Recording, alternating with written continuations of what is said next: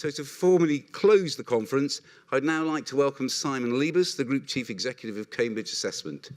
Simon joined the group 15 years ago, and in that time has overseen the group treble in size, taking the Cambridge name and drive for educational excellence to ever more countries and students, with improved examinations and a growing portfolio of education services. On a personal note, this may well be the last conference he attends that has been created and designed by his team, and I salute his leadership and support he's given us over those years. Simon. Thank you. As Bennett says, my last conference, so rather a piquant moment, but I think a very good subject to finish up on. It's been part of our mission to put assessment at the heart of learning, to make sure that learning and assessment are properly connected and the one isn't a superimposition on the other. So it's very important to think about questions and what we're doing with questions. We set 33,224 questions in the last summer exam session, and they were set by thousands of teachers we worked with. And I think you get the concept of a community of good practice that Simon Peyton-Jones was talking about earlier. But that community of good practice doesn't simply arise by accident.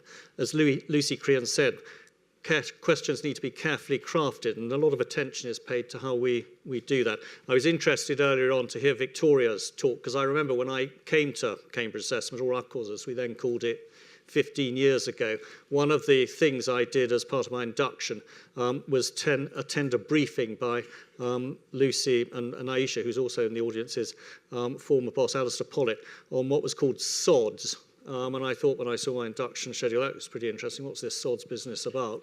And it turned out to be sources of difficulty and questions.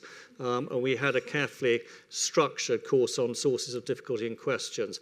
We converted it then to MODS, which was moderation of difficulty and questions, because of course you can make them both easier and more difficult according to requirement. But I think it's in a sense symptomatic of the fact that one has to think very carefully about questions and how they're constructed, the impact that they will have, how candidates respond to them under exam circumstances. And of course, it's not just about questions. We spent most of the day focusing on questions, but there's a whole ecosystem around that. There are the assessment objectives also, and then there are mark schemes. And mark schemes also, I think, are a source of potentially good practice, but also a source of problems if they're not clear and lucid. And one of the things that's been really interesting, listening to much of the discussion today, is that there's been talk of how you make good questions. A lot of it's to do with the sorts of disciplines that are actually common to all forms of good communication. Make it lucid, don't make it ambivalent, don't make it ambiguous. Make sure that you're absolutely clear about what it is that you're trying to communicate, what it is that you're trying to ask about. I think one of the other things that's been very interesting talking about questions today is that there aren't many opportunities you have to spend a whole day thinking about questions and thinking about exams. It's a much neglected subject. It certainly features very little in teacher training and development, and that's something we're trying to redress with some of our professional training and our courses in question paper writing, our courses in assessment, because I think it's absolutely key that this gets much more attention as part of the whole process of what goes on in schools. I think also it's very interesting to reflect on the way questions have developed and evolved, and that sort of insight that gives you into education. We've got an archive dating back to 1858, and looking at exam questions over the years gives you a good sort of feel for the way it gives you a particular prism through which to view changes and developments in society. You have on your chairs a book of examination papers from 1858. And I won't ask you to look at it, but I'll just read you a couple of questions, because I think it gives you a sort of sense of how things have changed. You'd never come across questions like this now. One of them, a history question: compare the state of private life in England during the Henry VIII's, Elizabeth's, or Charles I's reign with that of the present day. Actually, it'd be quite a fun question to answer, but it'd be a very difficult question to mark. Another one. From 1415 to 1425 AD, wheat varied from 4 shillings to 6 shillings a quarter, oxen from 12 shillings to 16 shillings apiece, and eggs were 25 for 1 pence. How do you account for the difference of price now? What's that about? Measurement, different eating habits, inflation. It would actually be a very interesting question to answer. In fact, funny enough, I think if you were trying to rank order a fairly small constituency, possibly at quite a sophisticated level, maybe in a first-year university course, that would be rather a good question for certain purposes, but it wouldn't be much good in public exams, and perhaps more in the formative space than the summative space. So I think a really important issue to be thinking about. I've been doing this job, as Bennett said, for 15 years, and we'll be stepping down in March, and I reflect on some of the changes that have happened during my time.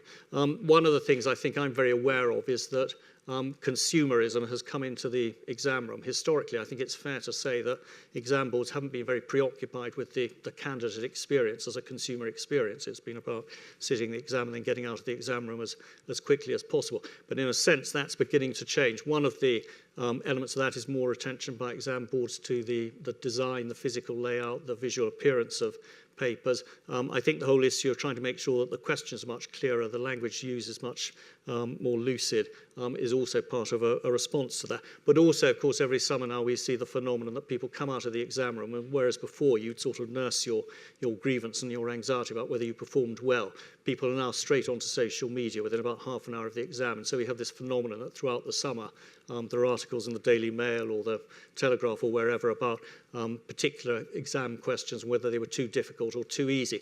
And actually those are themselves quite interesting because they're symptomatic and they reflect attitudes towards exams. One of the things I've been quite surprised by is that there's a sort of sense of grievance and unfairness that people express if they get unexpected questions. And in a sense, that's itself reflective of an attitude to exams. Exams, after all, about sampling. They're not just an opportunity to demonstrate your knowledge. They're about trying to make sure that you've covered a whole domain of knowledge.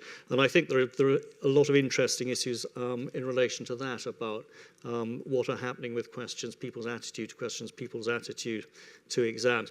I think the other great thing I recall when I arrived was there was a lot of talk about the sunlit uplands of what technology was going to do to exams. And the concept was that the old pen and paper exam would soon be dead because we'd be using technology. There'd be these huge arrays of computers, people would be using them all the time in the classroom, and we would be able to collect masses of amounts of data through continuous observation of people's performance with different tasks, so that eventually we could replace formal summative end-of-session exams with a certification of people's mastery of particular skills and competencies based on that collection of an array of data.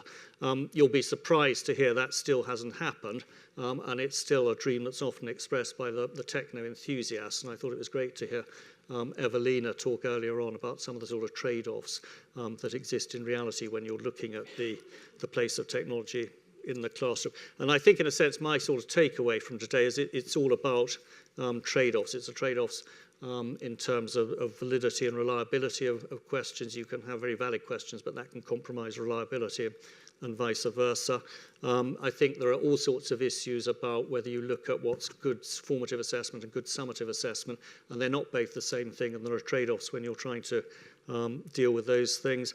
I think there are trade-offs as to whether it's a craft or a science. I think there are trade-offs as to whether you're involved in a dialogue or whether you're having questions. And I think, therefore, coming back to the sort of concept of its binary, there are trade-offs, but those trade-offs will always be with us. And I guess the sort of main lesson and the main thrust of what we've been talking about today is the need to look at questions as an absolutely central part of assessment, and bearing in mind the centrality of assessment to the way in which people think about education and organise education, and recognises that there's a certain amount of science to it, but there's also a lot of craft and a lot of art, and only by engaging in some of the complexities of what is involved in that exercise can one discharge that properly, get on top of it properly.